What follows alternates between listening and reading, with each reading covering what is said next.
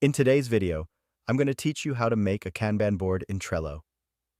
Trello is an amazing tool for managing tasks and projects, and creating a Kanban board is one of the most effective ways to visualize your workflow and keep everything organized. Whether you're managing a team or just trying to keep track of your personal projects, this step-by-step guide will help you set up your own Kanban board in no time. Let's start by opening Trello.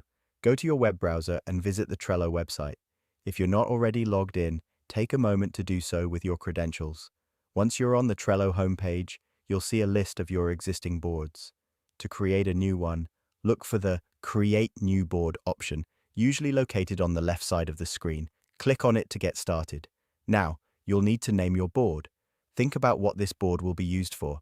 Is it for managing a specific project, tracking your to-dos, or perhaps overseeing multiple projects at once? Choose a name that clearly reflects its purpose. This will help you quickly identify the board among others in the future. After you've named your board, it's time to hit the Create button. This action will generate your new board and take you directly to it. Here, you'll start building your Kanban board structure. Typically, a Kanban board consists of columns such as To Do, In Progress, and Done. These columns represent different stages of your workflow.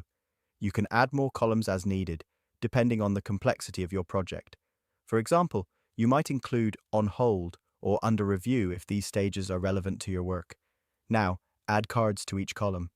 Cards represent individual tasks or items that need to be accomplished. Simply click on Add a Card under a column and type in the task name.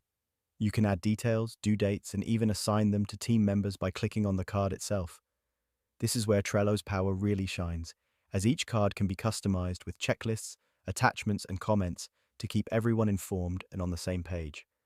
As you start working through your tasks, move cards from one column to the next to reflect their current status.